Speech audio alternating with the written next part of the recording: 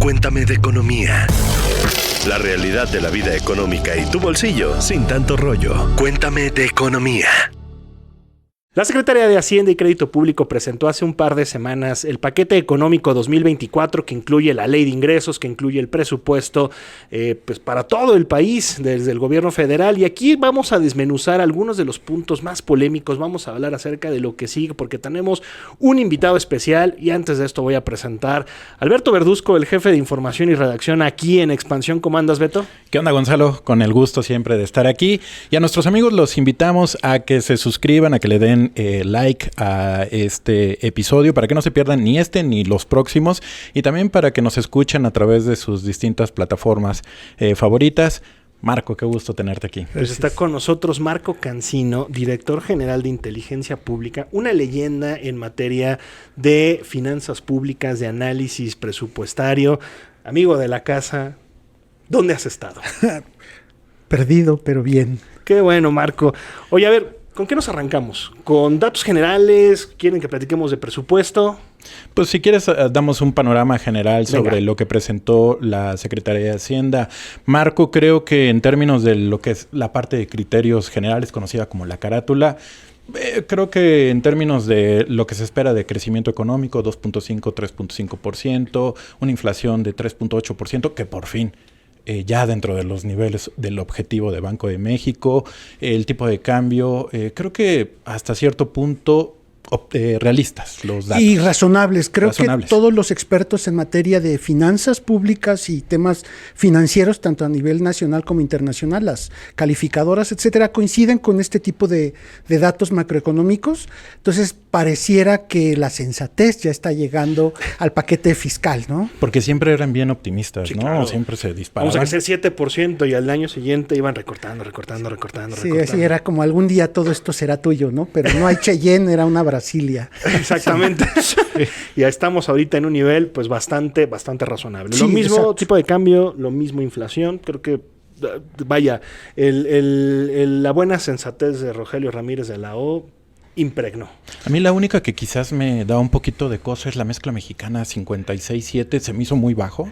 Siempre es así, siempre es una tendencia de presupuestar a la baja para que la diferencia esperada realmente en el mercado internacional se pueda repartir a programas, a diversos programas, ¿no? Es un criterio que siempre se ha tenido. Históricamente siempre la mezcla mexicana se castiga en el momento del presupuesto, del paquete presupuestario, el paquete financiero, precisamente para tener un colchoncito y poder disponer de esa diferencia, ¿no? O sea, conforme avance el próximo año y que se reciba más de estos 50 y pico dólares que está esperando, imaginemos que son 70, 80, ese diferencial es, mire, no sorpresa, no esperábamos esta lana, va a programas sociales. De hecho, se supone que va para ciertos fondos de estabilidad. Okay. Se supone que, y una vez que eso suceda, que se llenen estos fondos que ya se vaciaron anteriormente, quedaron, están flacos, ya este puerquito ya quedó completamente vacío esa alcancía, pero una vez que se llene se puede repartir tanto a entidades federativas como también otro tipo de programas que la propia Secretaría de Hacienda pueda definir. Me preocupa que diga se supone. Digamos que sí, se supone. Ok, perfecto. Hasta ahí lo dejamos si quieres. ¿Qué otro dato importante hay en términos de la carátula, Beto? Yo creo que, en términos de la carátula, creo que son básicamente esos.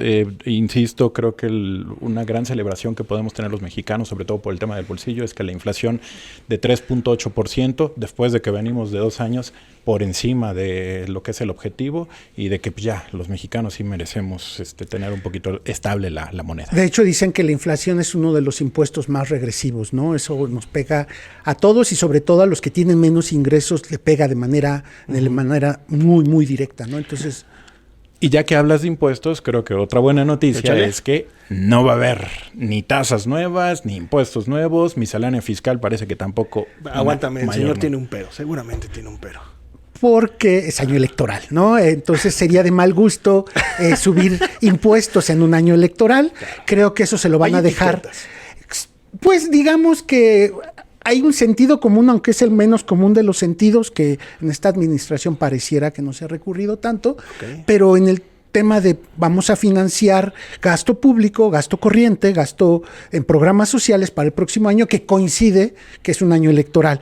Ya dejarán, yo creo, a la siguiente administración el trago amargo de una reforma fiscal para precisamente poder pagar el incremento a la deuda. Espera, Marco. Vámonos despacito, por favor. Te estás adelantando, vas 3 pueblos adelante. Déjame nada más dar el último dato bueno, digamos, y ya nos vamos a las banderas rojas. Eso, échale. 9 billones de pesos el presupuesto de egresos en términos globales. Ya sabemos quiénes son. Siempre va a haber ganadores y perdedores en el presupuesto. Pero bueno, también me parece sensato, digamos, el dinero que se pretende ejercer el próximo año. El problema es que los ingresos creo que no van a ser suficientes, y aquí es donde ya te pongo ahora sí la banderita roja. Creo que el gran tema y la gran discusión va a estar alrededor de déficit y deuda. Sí, pues básicamente va junto con pegado el déficit y la deuda. El déficit, que es la diferencia entre lo que se ingresa y lo que se va a gastar. Pues básicamente es como vivo yo, es como vivimos tú y yo. Así vamos a esperar que México vaya a estar en los próximos años, más o menos así de hot. Gonzalo. Pero seamos un poco más optimistas. No, la deuda no es mala per se. O sea, eso creo que hay que entenderlo. De hecho, la ley en México establece que el endeudamiento tendría que estar, y eso es en teoría también, se supone, tendría que financiar inversión traducida en infraestructura, en programas de capacitación laboral para aumentar el valor agregado del trabajo, etcétera, etcétera. Es inversión, es una buena forma de endeudarse cuando vas a aumentar la productividad. Sin embargo, cuando este financiamiento adicional, este crédito, la deuda, se utiliza para pagar deudas anteriores, que es lo que básicamente casi una tercera parte del endeudamiento, del incremento de la deuda para el próximo año que se está planteando, es para financiar el aumento del costo de los intereses de endeudamientos previos. Y por el otro lado, un tema que hemos platicado por años, hace años platicábamos de los pasivos laborales, que son las pensiones de los funcionarios públicos, que básicamente va a ser casi el 22-23% del incremento de ese endeudamiento. ¿Qué quiere decir? Que básicamente gran parte, casi la mitad, casi 1 de cada 2 pesos de este incremento de la deuda va a ser para financiar aumento de las tasas de interés, del costo de la deuda que ya se tiene, y el otro, los pasivos laborales, que es una bomba de tiempo, que se ha ido postergando esta discusión de fondo sobre el tema de las pensiones. Pero llevamos 15 años posponiéndola.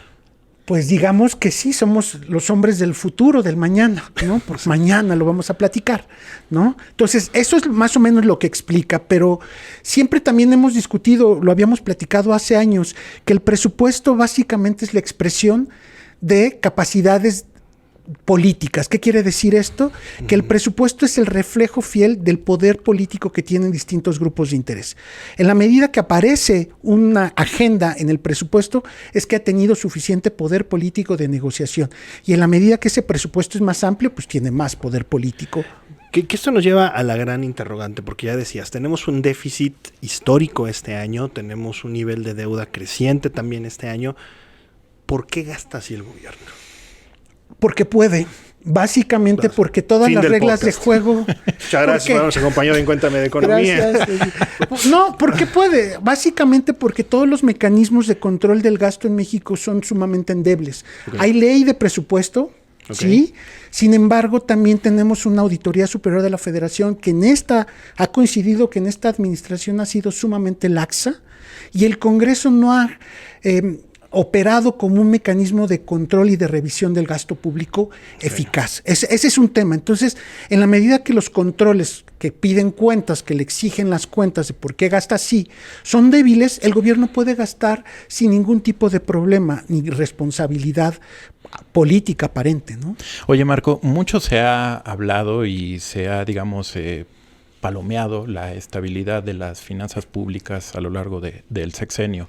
Y quisiera preguntarte justo por eso, esta propuesta de déficit y de deuda como se está planteando en este proyecto económico 2024, ¿es para preocuparnos? ¿Es para que, digamos, pensemos que puede trastocarse esa estabilidad que hemos visto a lo largo del sexenio? Yo creo que no, porque también las calificadoras ven que la economía va a crecer. O sea, en la medida en que la economía crezca, tu posibilidad de endeudamiento, que le llaman apalancamiento, puede crecer. Todavía están diciendo que va a moverse a casi la mitad del Producto Interno Bruto, la deuda 48%, que es algo razonable.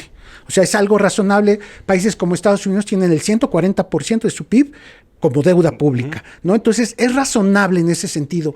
El punto es que no se vuelva una mala costumbre en el mediano y largo plazo, ¿no? Eso creo que es válido. Tal vez en este momento, por un criterio netamente político, pues empieza a ser más neoclásico y más neoliberal el gobierno federal de lo que ¿de qué me estás hablando? Hubiera querido esa palabra ser. Está prohibida en el gobierno. No, pero básicamente la estrategia de presupuesto para el próximo año es una receta de hace 30 años del gasto público en un proceso electoral. O sea, ustedes ven casi las guías de gasto público político de los años 70, los años 80, y básicamente la lógica. El último año antes de elecciones, echemos la casa por la ventana, precisamente en gasto social, ¿no? Que es donde también se explica una parte importante del incremento del presupuesto, ¿no? Oye, Marco, ¿y no estamos llegando a esta parte por justo no haber tenido una reforma fiscal en este sexenio en la que los ingresos terminaron por no ser suficientes ante las necesidades del gasto, y por eso ahora tenemos esta situación de ingresos cortos frente a lo que se quiere gastar? Pero no solamente es la cantidad, aquí creo que el tamaño no importa del todo, ¿no? Okay. Aquí en este tema no seguimos solo hablando de finanzas públicas. El tema no importa solo el tamaño, sino cómo se mueva el gasto, ¿no? Okay. Es en qué se vaya a gastar. Y creo que esta lógica de gasto se tiene que utilizar para priorizar, y lo habíamos platicado hace años, priorizar en aquellos sectores de la economía que puedan generar recursos en el futuro, inversión, ¿no? Entonces, ese es el punto.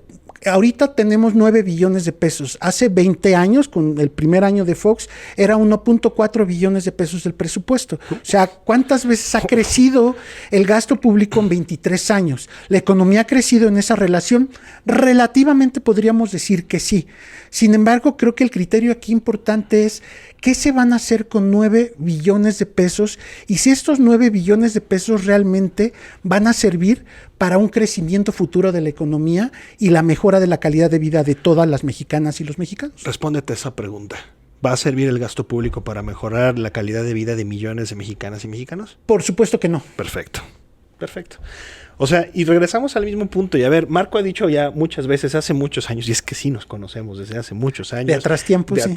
Y es un verdadero problema, porque es preocupante que estas mismas respuestas que nos estás dando, nos has dado desde hace 10. El problema es que no hemos evolucionado como sociedad y tampoco desde el punto de vista de lógica de gasto público. Seguimos con los mismos problemas de antes, simplemente acrecentados. Y entonces la discusión sigue siendo la misma, por desgracia. No tenemos una discusión técnica mucho más sofisticada porque no hemos avanzado del mundo de Mario Bros 1, no hemos avanzado al siguiente nivel porque no hemos superado al dragón en este momento.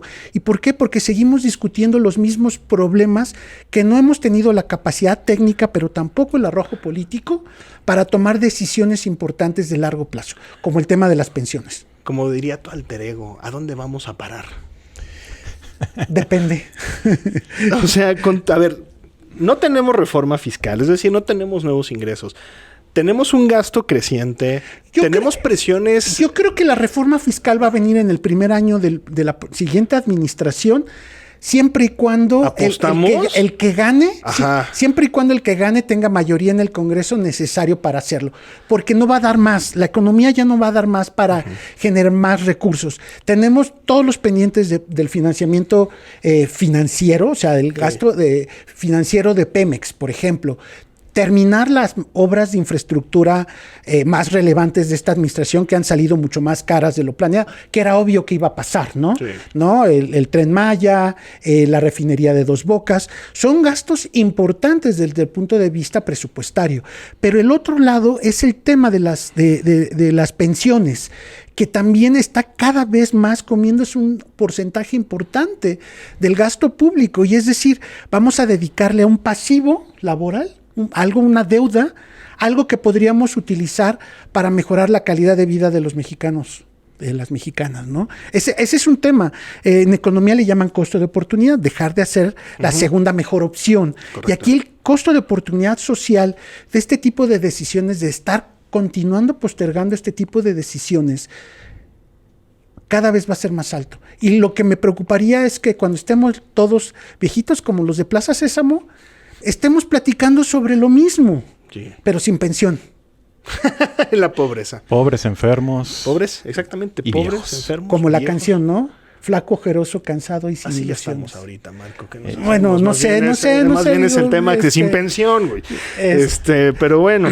Oye, Marco, la discusión de este paquete económico, con todo también lo que está pasando en pues, los partidos políticos, ¿cómo se va a llevar? ¿La ves fácil para Yo Morena? creo que ahorita el escenario, el Marcelo Gate, este tema de Marcelo Ebrard, puede jugar un papel importante en el Congreso. ¿Por qué? Porque lógicamente ya en este proceso electoral que inició esta semana ya en el país, las prioridades del gasto público y de la negociación presupuestaria cambian. Es muy probable que la oposición suba el costo de negociación de un paquete fiscal, la ley de ingresos y también el presupuesto de egresos lo suba, obviamente, eso es natural.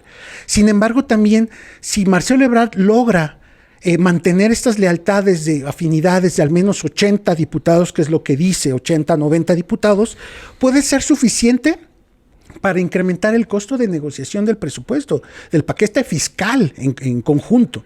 Entonces, no sé si lo han visto o no ellos, si Marcelo Ebrard y su equipo puede jugar un papel importante. El presupuesto solo pasa por Cámara de Diputados, nada más toma nota el Senado, pero la ley de ingresos, como es una ley, sí tiene que ser aprobada por ambas cámaras. Y también hay un grupo importante en el Senado de marcelistas que puede jugar un papel relevante para la aprobación, subir el costo político de la aprobación del paquete fiscal, la ley de ingresos. Entonces, creo que es un tema importante. Insisto, el presupuesto es la expresión en finanzas, en expresión financiera de prioridades políticas, ¿no? Siempre digo que promesa política no presupuestada es demagogia. Y ahí vemos las prioridades. Y este presupuesto es natural. Cada 6 años, el último presupuesto siempre tiene que ver la variable electoral, ¿no? Esto es natural, no es nada nuevo, ¿no? Simple y sencillamente hay una coyuntura que también se repite en los principios de los años 80, esta ruptura al interior del partido hegemónico, entonces era el PRI, ahora es Morena, donde hace más interesante no solamente el tema del relevo de la presidencia, ¿no? Con las dos candidatas o protocandidatas a la presidencia, no son candidatas todavía, ¿no? Son coordinadoras de sus huestes. Sí. Pero también la negociación del presupuesto creo que va a ser clave esta coyuntura electoral, político, partidista electoral. Creo que va a ser muy importante. Algo de lo que seas optimista para la aprobación de este presupuesto. Tic, tic, tic, tic.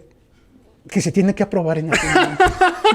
Que vamos a aprobar el 15 de noviembre. Aplicarse la máxima de Beatriz Paredes de detener el reloj legislativo, no sé si recuerdas. Una maravilla. Claro, ¿no? Que duró Eso es 4 magia. días, 5 Eso es días magia. en la misma sesión. Solo en Así México es. pasa. Podríamos Eso es aplicarlo, detenerlo, no solo el reloj, sino el calendario legislativo y vivir un par de años más o menos con el mismo presupuesto. Podría ser algo más optimista. Sin embargo, creo que la connotación electoral es obvia, ¿no? Inclusive el tema del endeudamiento, donde rompe toda esta lógica discursiva del presidente de no endeudamiento. De hecho, toda la administración hubo, nada más que no era visible. No sé por qué mis colegas de los centros de investigación y de pensamiento no lo hacían mucho más claro, pero ahora es mucho más porque el déficit creció. O sea, es significativo y es parecido de hace más de 30 años, ¿no? Que eso es lo que llama la atención. A ver, déjame preguntarte, ahora que el déficit creció de manera importante y que en algún momento pues vamos a tener que volver a la disciplina fiscal, quien vote por Morena estará aceptando que también está votando por tener nuevos impuestos el próximo sexenio. No lo pudiste haber dicho mejor. Es votar por Morena en este año, con esta lógica de este gasto, básicamente es simplemente votar por un aumento de impuestos en el siguiente administración. Marco Cancino lo está diciendo, 2024 o más bien hacia el 2025, mexicanos, impuestos nuevos. ¿Qué se va a poder grabar? ¿Qué se va a poder grabar? Pues esta sesión, esta conversación. Ya te traeremos nuevamente para que analicemos justo cuando... Porque yo también creo que es inevitable el aumento de impuestos. Yo creo que se van a poder... una rama que es poco popular, pero no ha sido explorada, son las remesas. Uf, wow. Es un tema muy sensible, políticamente volátil, grave. Pues son los únicos que falta por cobrarles un impuesto real, ¿no? Más allá de los que pagan los indirectos e informales del crimen organizado. Porque tasa cero nos quedan ya nada. Pues ya no, ya es... Y además, bueno, pues Hacienda, te pasas un día y ya te está llegando tu notificación de pase usted a pagar. Estimado contribuyente. Porque tenemos que gastarlo en espectaculares. Marco Cancino, ¿cuándo vuelves a platicar con nosotros de estos temas? Pues cuando me inviten, espero no tener 60. No, esperamos tener, y si tienes 60, que tengas pensión, compadre. Sí, seguro. Sí, gracias. Oye, pues Marco, gracias por habernos acompañado en este episodio de Cuéntame de Economía. Por la invitación y por el reencuentro, la verdad. Hombre, me siento después de tantos años. Magneto, como Timbiriche. Exactamente. No como Onda Vaselina, porque ahí sí ya... No, ya estamos más fregados. Sí. Beto Verusco, muchas gracias por habernos acompañado. Como siempre, un gusto, Marco. Gracias, un gusto verlos. Oigan, y recuerden darle suscribir a la plataforma de podcast en la que nos están escuchando, o también suscribirse ahí en el canal de YouTube en donde nos están viendo, y recuerden comentarnos de todo esto que platicamos. ¿Están listos de verdad para un presupuesto de este estilo, para nuevos impuestos? Creo que este último planteamiento ya estará de vuelta para dar la cara aquí. Pero bueno, muchas gracias por habernos acompañado y nos escuchamos el próximo lunes. Cuéntame de Economía, un podcast de Expansión. Disponible todos los lunes en nuestro canal de YouTube.